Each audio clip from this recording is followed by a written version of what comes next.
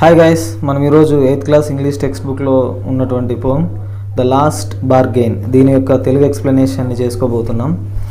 Bargain అంటే మీకు తెలిసే ఉంటుంది. ఇక్కడ చూడండి, a bargain is an agreement in which both parties promise to do something for each other. Bargain అనేది ఒక అగ్రిమెంట్ అనమాట. ఇద్దరు వ్యక్తుల మధ్య కావచ్చు, లేకపోతే రెండు గ్రూప్స్ మధ్య కావచ్చు, between both parties promise to do something for each other. అంటే ఒకరికొకరు ఏం చేస్తారని చెప్పి వాళ్ళు బేరం ఆడుతూ ఉంటారు కదా. అంటే వర్క్ పరంగా కూడా, అంటే నేను మీకోసం వర్క్ చేసి పెడతాను, మీరు నాకు శాలరీ ఇవ్వండి అంటాం కదా, దాన్ని కూడా బార్గెయిన్. అండ్ ఇద్దరికీ నష్టం కలగకోకుండా ఒకరు మధ్యలో ఒక అండర్స్టాండింగ్కి వస్తారు కదా, ఒక అగ్రిమెంట్కి వస్తారు, దాన్ని బార్గెయిన్ అని పిలుస్తూ ఉంటాం.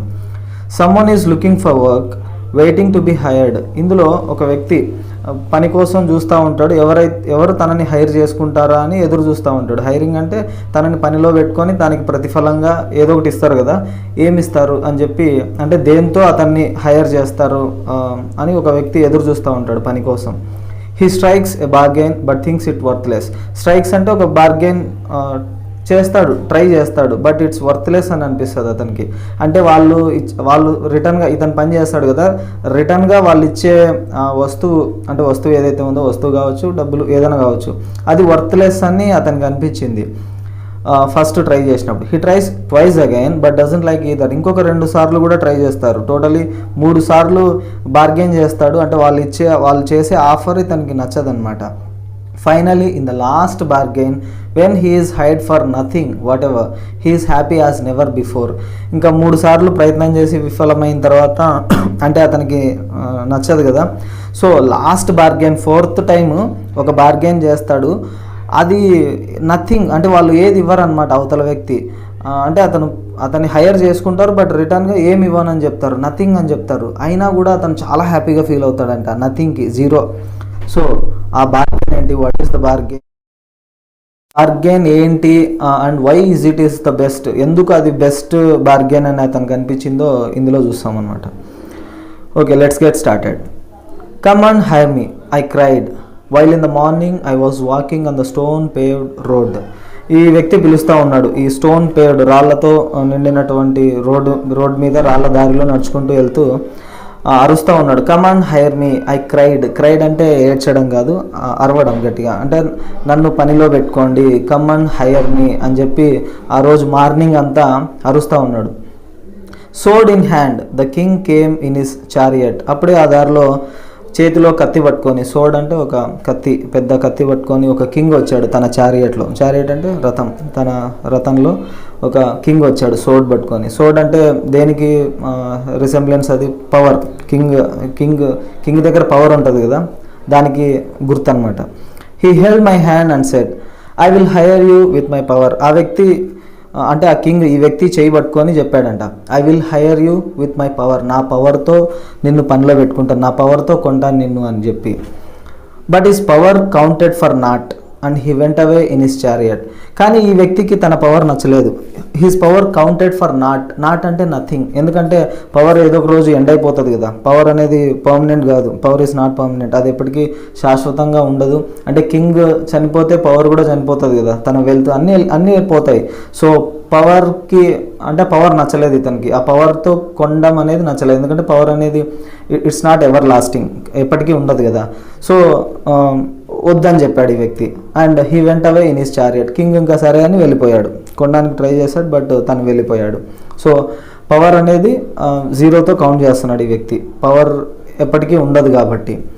In the heat of the mid day the houses stood with shut doors. ఇంకా అట్లనే చేస్తూ ఉంటే ఇంకా మధ్యాహ్నం అయిపోయింది, మిడ్ డే వచ్చేసింది, చాలా హీట్ ఎక్కువ ఉందన్నమాట. Houses stood with shut doors. మొత్తం ఆ వీధిలో ఉన్నటువంటి డోర్స్ అన్నీ క్లోజ్ చేసేసారు, అన్ని ఇళ్లలో ఉండిపోయారు, డోర్స్ క్లోజ్ చేసుకొని అందరూ ఇంట్లో ఉన్నారు. I wandered along the crooked lane. Crooked అంటే స్ట్రైట్గా లేకుండా ఉండడం అన్నమాట, వంకర్ టింకర్గా ఉండే ఆ వీధిలో నడుచుకుంటూ వెళ్తూ ఉన్నాడు ఈ వ్యక్తి, ఇంకా ఎవరైనా హైర్ చేసుకుంటారో నన్ను అని చెప్పి. And old man came out with his bag of gold. ఈసారి ఒక ఓల్డ్ మ్యాన్ వచ్చాడు, తన చేతిలో ఒక బ్యాగ్ ఉంది ఫుల్ ఆఫ్ గోల్డ్, మొత్తం బంగారు కాయిన్స్ అన్నీ ఉన్నాయి, gold coins. He pondered and said. Pondered అంటే ఆలోచించడం, థాట్ చేసి అంటే ఆలోచించి చెప్పాడు ఆ వ్యక్తి, I will hire you with my money, నా డబ్బుతో కొంటాను నిన్ను అని చెప్పి. అంటే చేతి నిండా గోల్డ్ కాయిన్స్ ఉన్నాయి కదా, so he had lot of money. ఆ వ్యక్తి ఏం చెప్పాడు, నేను నిన్ను డబ్బుతో కొంటాను అని. He weighed his coins 1 by 1 but I turned away. డబ్బుల్ని కౌంట్ చేస్తూ ఉన్నాడు అనమాట, అంటే తన డబ్బుని చూపిస్తూ ఉన్నాడు ఈ వ్యక్తికి. బట్ ఐ టర్న్డ్ అవే, కానీ అది కూడా నచ్చలేదు ఇతనికి, ఎందుకంటే మనీ కూడా పర్మనెంట్ కాదు. డబ్బులు ఎంత డబ్బు ఉన్నా సరే ఆ ఓల్డ్ మ్యాన్ ఇప్పుడు యంగ్ కాగలడా? నో, కాలేడు. డబ్బులు ఏం చేయలేవు. అండ్ ఈ అంత హార్డ్ డే అని చెప్పాం కదా, ఆ హీట్ దాన్ని కూల్ వెదర్గా మార్చగలుగుతాయి డబ్బులు. సో ఏం చేయలేము అనమాట. సో డబ్బులు కూడా పర్మనెంట్ కాదు. ఫస్ట్ కింగ్ వచ్చినప్పుడు పవర్ పర్మనెంట్ కాదని చెప్పి పవర్ని వద్దన్నాడు. అండ్ డబ్బులు ఇచ్చేటప్పుడు ఈ గోల్డ్, ఈ మనీ అనేది కూడా పర్మనెంట్ కాదని చెప్పేసి తను ఒప్పుకోలేదన్నమాట, యాక్సెప్ట్ చేయలేదు ఈ వ్యక్తి. సో పవర్ని వద్దన్నాడు అండ్ మనీని కూడా వద్దన్నాడు. It was evening. ఇంకా పొద్దున కింగ్ వచ్చాడు, మధ్యాహ్నం ఓల్డ్ మ్యాన్ వచ్చాడు, ఇప్పుడు ఈవినింగ్ అయిపోయింది. The garden hedge was all a flower. Garden hedge అంటే ఆ గట్టు, తోటకి గట్టు ఉంటుంది కదా, వాజ్ ఆల్ అ ఫ్లవర్. ఆ గట్టు మీద అన్ని పూలు పూసాయి అనమాట, ఆ గట్టు అంతా, ఆ గార్డెన్ చుట్టూ ఆ ఎడ్జెస్ అంతా. The fair maid came out and said. ఒక ఆమె, ఒక బ్యూటిఫుల్ లేడీ అనమాట. ఫెయిర్ మేడ్ అంటే ఒక బ్యూటిఫుల్ ఉమెన్ అక్కడికి వచ్చి I will hire you with a smile అని చెప్పింది. I will hire you with a smile అంటే తన అందంతో, తన స్మైల్, ఆ అందంతో నేను నిన్ను హైర్ చేసుకుంటాను అని చెప్పి. Her smile paled and melted into tears and she went back alone into the dark. కానీ ఈ వ్యక్తి ఏమన్నాడంటే, అందం అనేది శాశ్వతం కాదు, బ్యూటీ అనేది పర్మనెంట్ కాదు. ఆ వెల్త్ మనీ లాగానే బ్యూటీ కూడా ఏదో రోజు ఫేడ్ అవుట్ అయిపోతుంది. బ్యూటీ పర్మనెంట్ కాదు కదా, ఎప్పటికీ అందంగా ఉండరు ఎవరైనా సరే. సో అది కూడా వద్దని చెప్పి ఈయన రిజెక్ట్ చేశాడు ఈ వ్యక్తి. వెంటనే తన స్మైల్ అనేది పేల్డ్ అయిపోయింది, అంటే స్మైల్ పోయింది. And melted into tears, ఆమె కన్నీళ్లతో లోపలికి వెళ్ళిపోయింది. Alone into the dark. Dark వచ్చేసి ఇక్కడ రిసెంబ్లెన్స్, హోప్లెస్నెస్ అనమాట. తనకి ఇంకా హోప్ లేకుండా పోయింది. సో ఆ అమ్మాయి వెళ్ళిపోయింది అక్కడ నుంచి, ఆ ఉమెన్. ఇతను మూడింటిని రిజెక్ట్ చేశాడు. ఫస్ట్ కింగ్ ఆఫర్ చేస్తా అన్న పవర్ని, and the old man offer చేస్తూ ఉన్నటువంటి గోల్డ్, ఆ మనీని, అండ్ ఇప్పుడు యంగ్ లేడీ ఆఫర్ చేస్తూ ఉన్నటువంటి ఆ బ్యూటీని, ఆ అందాన్ని కూడా వద్దనుకున్నాడు. అవి మూడు పర్మనెంట్ కాదని చెప్పేసి ఆ వ్యక్తి రిజెక్ట్ చేశాడు. ఇప్పుడు the sun glistened on the sand.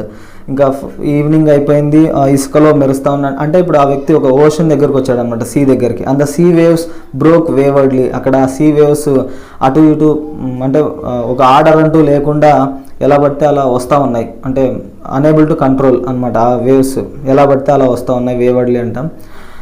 ఆ సముద్రం పక్కన a child sat playing with shells. ఒక అబ్బాయి, ఒక చిన్న పిల్లాడు షెల్స్తో ఆడుకుంటూ ఉన్నాడు, ఆ గవ్వలు ఆల్చిప్పలతో ఆడుకుంటూ ఉన్నాడు ఒక అబ్బాయి. He raised his head and seem to know me and said. ఆ అబ్బాయి ఆడుకునే అబ్బాయి తలెత్తి ఈ వ్యక్తిని చూస్తూ ఓ మాట అన్నాడు, I hire you with nothing. నేను నిన్ను ఏమి ఇవ్వకుండా హైర్ చేసుకుంటాను. నథింగ్, నీకేమి ఇవ్వను, బట్ నిన్ను హైర్ చేసుకుంటాను, వస్తావా నాతో పనికి అని. From hence forward that bargain struck in child's play made me a free man. ఆ చిన్న పిల్లాడు చేసినటువంటి ఆ బార్గెన్, అది struck in child's play made me a free man. ఆ అబ్బాయితో సరే అని యాక్సెప్ట్ చేసేసాడు, అప్పుడే ఫ్రీ మ్యాన్ అయ్యాడనమాట. ఎందుకు ఈ అబ్బాయి దేనికి రిసెంబ్లెన్స్ అంటే ఇన్నోసెంట్ అండ్ కైండ్నెస్, ఇన్నోసెంట్, ఇది ఎప్పటికీ పర్మనెంట్. ఆ స్మైల్, ఆ అబ్బాయిలో ఉన్నటువంటి స్మైల్, అది చాలా ప్యూర్ అని అనిపించింది. ఆ ప్యూర్నెస్ అనేది, ఆ ఇన్నోసెంట్ అనేది పర్మనెంట్.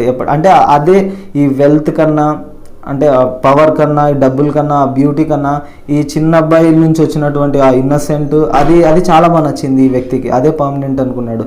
ఎందుకంటే ఆ మూడిట్లోనూ ఎంతో కొంత స్వార్థం ఉంటుంది, బట్ దీంట్లో మాత్రం ఆ స్వార్థం అనేది అస్సలు ఉండదు అని చెప్పేసి ఈ వ్యక్తికి నచ్చి ఆ బార్గెన్ని యాక్సెప్ట్ చేశాడనమాట. రవీంద్రనాథ్ ఠాగూర్ రాసినటువంటి గ్రేట్ పోయం ఇది. అంటే ఇందులో మనకి ఏం చెప్పాలనుకుంటున్నారంటే, ఆ మూడింటిని మనం పట్టుకొని దానికి చాలా ఇంపార్టెన్స్ ఇస్తూ ఉంటాం, పవర్కి, వెల్త్కి అండ్ బ్యూటీకి. But that's not permanent. Pure in heart అనేది పర్మనెంట్ అనమాట. అంటే దానికే మనం చాలా వాల్యూ ఇవ్వాల్సి ఉంటుంది అని చెప్పేసి, ఆ ఇన్నోసెన్స్కి, ఆ ప్యూర్నెస్కి, అంటే లోపల ఎటువంటి కల్మషం లేకుండా చిన్నపిల్లలు ఉంటారు కదా, దానికే చాలా వాల్యూ ఇచ్చేసి ఆ వ్యక్తి దాన్ని యాక్సెప్ట్ చేశాడనమాట. అందరికీ అర్థమైంది అనుకుంటున్నాను. Thanks for watching.